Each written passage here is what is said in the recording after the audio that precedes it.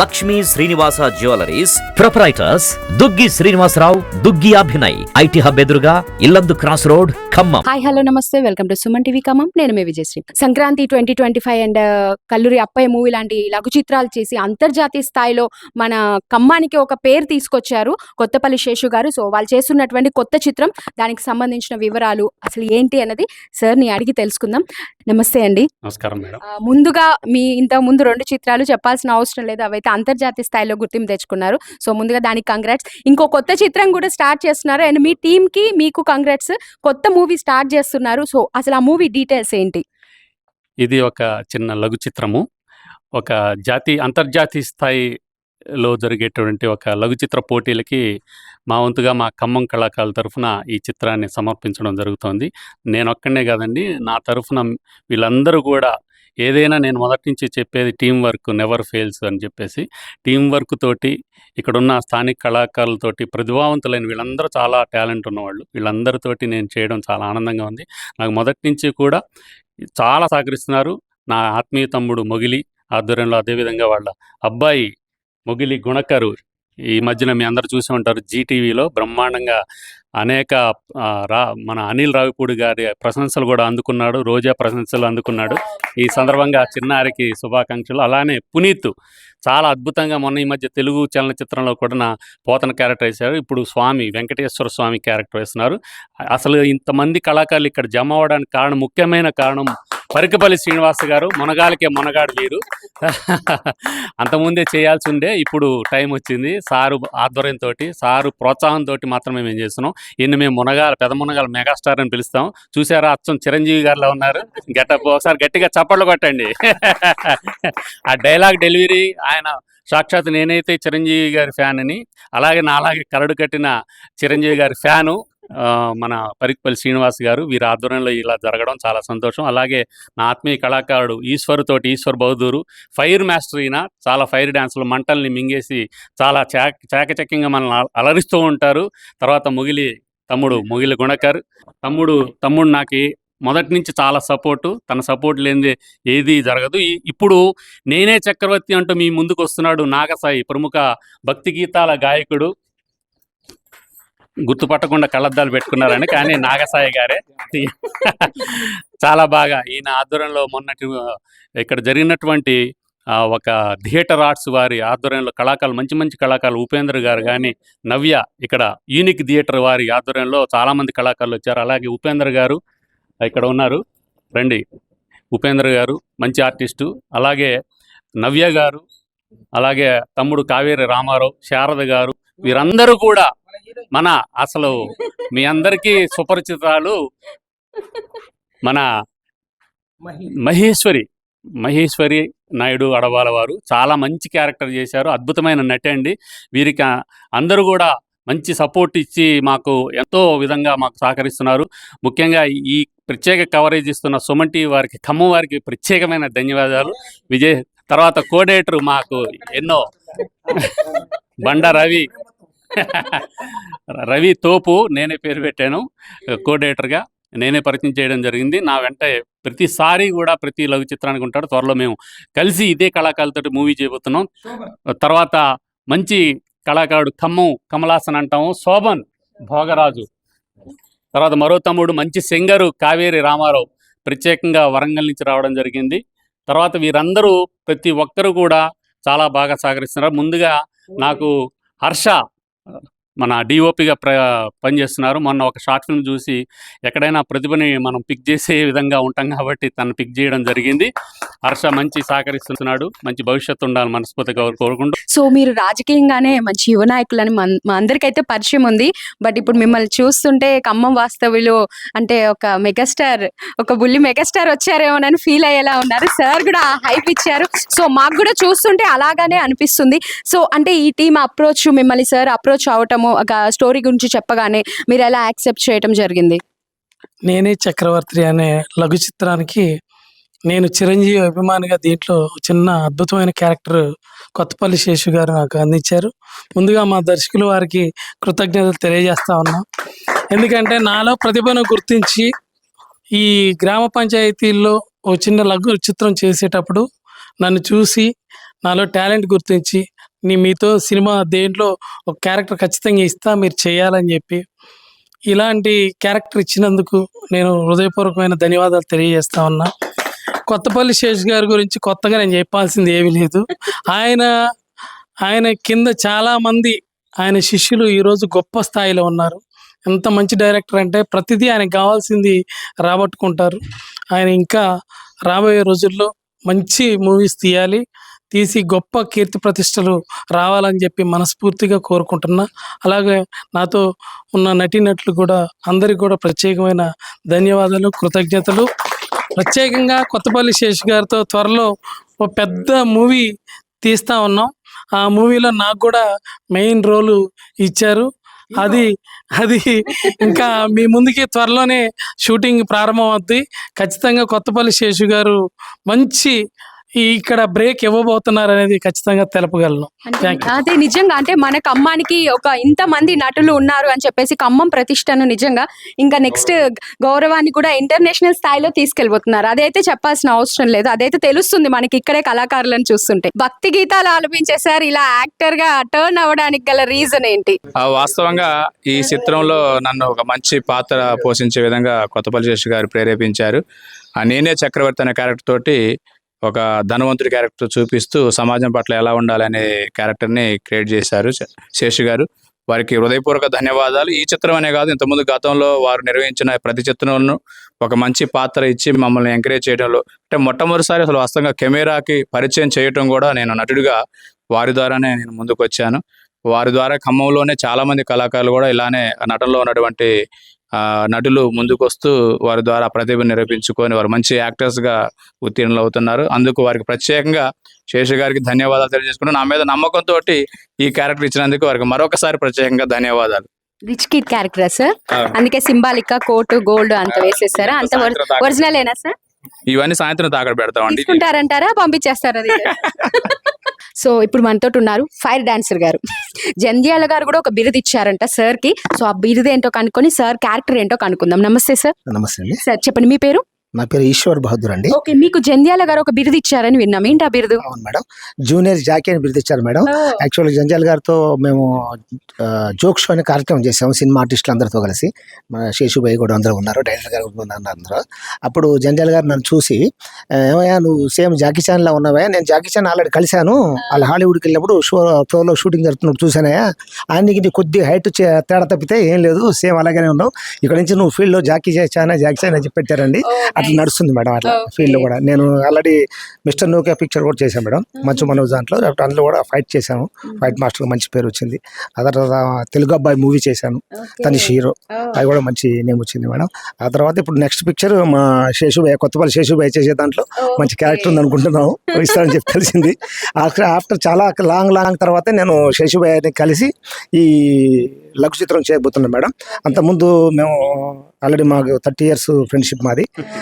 గతంలో కూడా శేషుభాయ్ అప్పట్లోనే ఇంత నాలెడ్జ్ లేనప్పుడే, టెక్నాలజీ లేనప్పుడే మంచి బ్యూటిఫుల్ ఇది టెలిఫిల్మ్, షార్ట్ ఫిల్మ్ తీసేవాడు మేడం. అప్పుడు మేము ఒకటి స్తబ్దం అని, అది మాటలు లేని మేడం, మీకు పుష్పక విమానం అని చెప్పేసి మరి ఇది మన కమల ఆ టైప్ లో మనోడు అప్పుడే ప్రయోగం చేసి స్తబ్దం చాలా మంచి రిజల్ట్ వచ్చింది మేడం. నాకు చక్కని అవకాశం ఇస్తున్నారు. మీ క్యారెక్టర్ ఏంటి? నా క్యారెక్టర్ ఒక సయ్యద్ బాజీ అని చెప్పేసి ఒక క్యారెక్టర్ మేడం, చూడడమే మేడం, మంచి క్యారెక్టర్ అని చెప్పేసి జాయిన్. పక్క నుంచి అయితే చెప్పొద్దు అని చెప్పేసి అంటున్నారు, సో అందుకనే రివీల్ చేయట్లేదు మళ్ళీ, అంతేనా? థ్యాంక్ యూ శేషుభయ్య, మంచి మూవీ తీయాలి. కంగ్రాట్స్. Thank you. మీ సుమన్ టీవీ కూడా thank you madam. Thank you. So ఇప్పుడు మనకి మూవీ హీరోయిన్ మహేశ్వరి గారు ఉన్నారు. మహేశ్వరి గారి గురించి తెలుసా? ఆల్రెడీ కల్లూరి అప్పాయి మూవీలో ఇంటర్నేషనల్ లెవెల్లో అవార్డు వచ్చింది. మీ మూవీలో మీ క్యారెక్టర్ ఏంటి మేడం అంటే రంగస్థలంలో సమంత టైప్ అని చెప్పారు, అది బాగా హైలైట్ అయిపోయింది. సో ఈ మూవీలో మీ క్యారెక్టర్ ఏంటండి? ఏ మూవీలో ఏ టైప్ క్యారెక్టర్ ఇది? యాక్చువల్లీ ఈ మూవీలో అయితే కొంచెం చబ్బీ క్యారెక్టర్. ఆ క్యారెక్టర్ అయితే నేను రివీల్ చేయను, ఎందుకంటే ఇవన్నీ డైలాగ్ చెప్తున్నారు. మరి మీరు చూడాలి కదా, మేము ముందే చెప్పి అంటే Charmi లాగనా?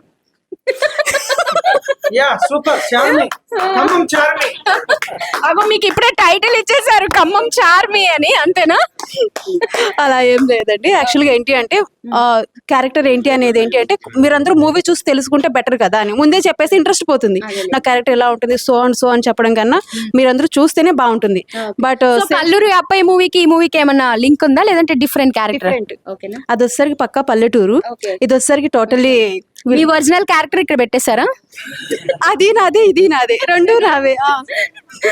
With parents without parents అంతేనా? ఇన్సైడ్ అవుట్ సైడ్ అంతే కదా? కల్లూరు అబ్బాయి వచ్చేసరికి మీరు చెప్పినట్టు విత్ పేరెంట్సే. ఇది ఇది వచ్చేసరికి ఇందులో వచ్చేసరికి నాది రోజా క్యారెక్టర్. సో రోజా వచ్చేసరికి ఏంటంటే వితౌట్ పేరెంట్స్. ఓకే, మన ఇష్ట రాజ్యమే, చెడు కూడా అంతేనా? ఓకే, ఎలా ఫీల్ అవుతున్నావు? నాకైతే చాలా హ్యాపీగా ఉంది. Okay, thanks uncle Kothapalli Seshu గారు. మీరు నాకు ఈ ఛాన్స్ ఇచ్చినందుకు నేను ఎంత థ్యాంక్స్ చెప్పాలో అర్థం కావట్లేదు. ఓకే, తండ్రికి తగ్గ తనేడండి ఫ్యూచర్ లో అయితే.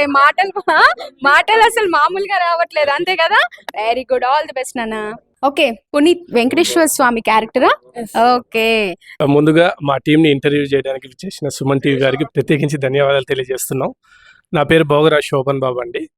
అన్నయ్య కొత్తపల్లి శేషు గారితో గతంలో దేవరకొండ రణధీరు ఇంకా కొన్ని షార్ట్ ఫిలిమ్స్ చేశాను నేను లాక్డౌన్ ముందు కూడా.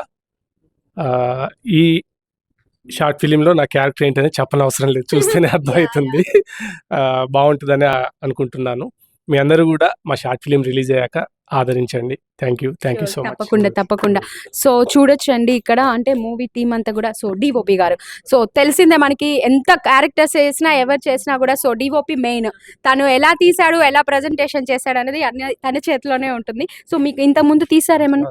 ఓకే, మీ పేరు? Harshavardhan madam. Okay, Harshavardhan. Okay, ఎలా అనిపిస్తుంది శేషు గారితో వర్క్ చేయటం? బాగా విసిగిస్తున్నారా? లేదు సార్, ఒక ఫ్యామిలీ మెంబర్ లాగా మాతో కలిసిమెలిసి మంచిగా చేస్తున్నారు. సో ఇంత ముందు ఎక్స్పీరియన్స్ ఉందా? ఉంది మేడం. ఆల్ ది బెస్ట్ అండి. సో చూసారు కదండి, టీం అంతా కూడా చెప్పేది ఒకటే మాట, ఫ్యామిలీ మెంబర్స్. ఇది తప్ప ఎవరి నోట్లోంచి విన్నా కూడా అదే వస్తుంది. సో నిజంగా అండి, అంటే మన ఖమ్మంలో ఇలా జరుగుతుంది, అందరూ కూడా అంత చాలా సెక్యూర్డ్గా సేఫ్గా ఒక ఫ్యామిలీ లాగా ఇలా మూవీ తీస్తున్నారు. సో ఇలాంటి కళాకారులు వస్తుంటూ ఉంటారు. శేషు గారు కూడా కొత్త కళాకారులు ఎవరున్నా కూడా ఎంకరేజ్ చేస్తూ ఉంటారు. వాళ్ళలో టాలెంట్ ఉందని తెలిస్తే చాలు, వాళ్ళనైతే ఎలా అయినా ఎంకరేజ్ చేస్తారు. సో మనం ఇక్కడ మన దగ్గర ఉన్న కళాకారులు అందరినీ చూస్తే తెలుస్తుంది. సో ఈ మూవీ టీం అందరికి కూడా ఆల్ ది బెస్ట్ చెప్తున్నాం మన సుమన్ టీవీ తరపు నుంచి. రామకృష్ణ గారు ఏం చేస్తుంటారు మీరు? మేడం నేను టీచింగ్ చేస్తుంటాను madam, English subject. So Ramakrishna గారు, నేను ఇందాక చెప్తుంటే విన్నాను మీ దగ్గర ఒక మంచి డైలాగ్ ఒకటి ఉందంట. సో ఆ డైలాగ్ చెప్పండి. ఏమంటివి రాజకీయం అంటే ఏమిటో నాకు తెలియదా, రాజకీయ నాయకుని బుద్ధి ఎట్టిదో నాకు తెలియజాలదా. ఎంత మాట కులాల వారిగా మతాల వారిగా ప్రాంతాల వారిగా వేరు చేసి వారి మన్నను పొందుటే కదరా రాజకీయం.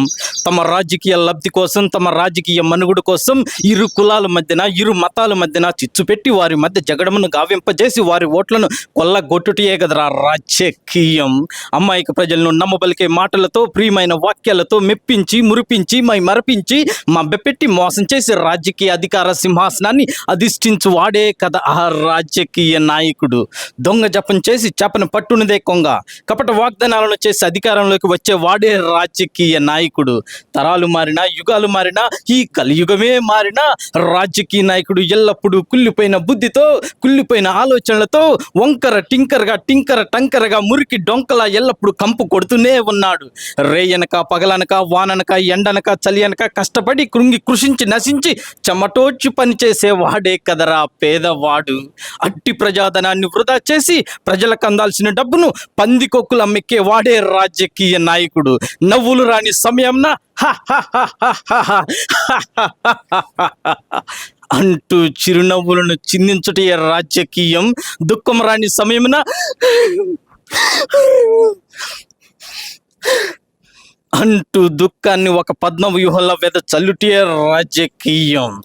కుళ్ళు కుతంత్రం స్వార్థం ఈర్షలేని వ్యక్తి రాజకీయాల్లో రాణించినట్లు చరిత్రలో ఎన్నడూ లేదు. దేశానికి స్వతంత్రం వచ్చి నేటికి 79 వసంతాలు గడించినా కానీ పేదవాడు ఇంకా నిరుపేదగానే ఉన్నాడు. దానికి గల కారణం ఈ నీచ రాజకీయాలు, దుర్మార్గపు రాజకీయాలే కదా. నాడు తెల్లవాడు చేతుల్లో బానిసగా బందీ అయిన భరతమాతను బానిస సంఖ్యల నుంచి విముక్తి గావించిన గాంధీ నేటి నీచ నికృష్ట దుర్మార్గ పాలకుల చేతులలో బందీ అయిన భరతమాతను బానిస సంఖ్యల నుంచి విముక్తి గావించడానికి నేడు గాంధీ బ్రతికి లేడు కదా, మరలా తిరిగి రాడు కదా. అయ్యరో అయ్యరో ఎంత దుఃఖం, ఎంత దుఃఖం. హా హా హా హా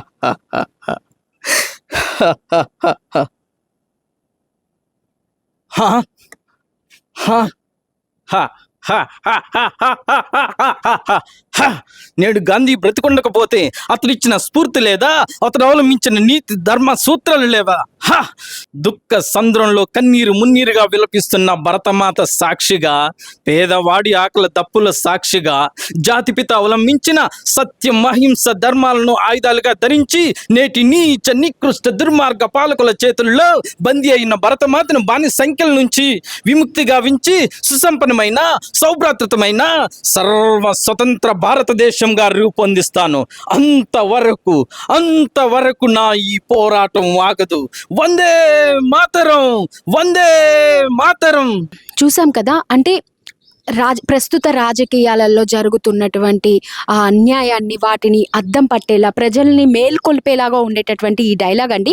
నిజంగా అంటే ఇలాంటి కళాకారులను అయితే ఇక్కడ మనకి పరిచయం చేయడం జరుగుతుంది అనడానికి వీరు చెప్పిన డైలాగ్ అయితే ఒక నిదర్శనంగా చెప్పవచ్చు. వాళ్ళలో ఎంత టాలెంట్ ఉందని చూపించడానికి. అసలు ఈ డైలాగ్ ఎలా రాశారు? మేడం, మా కాలేజీలో ఎప్పుడో నేను డిగ్రీ చదువుతున్న టైంలో ఏకపాత్ర అభినయం చేయాలనేసి చెప్తే నేను పోటీల్లో ప్రిపేర్ అవుదాం అనేసి ఒక్క నైట్లో రాసుకున్న డైలాగ్ ఇది. దీన్ని ప్రిపేర్ కావడానికి నాకు 1 వీక్ టైం పట్టింది మేడం. 1 minute లోనే? No madam, 1 week time. 1 week? Okay, 1 week time.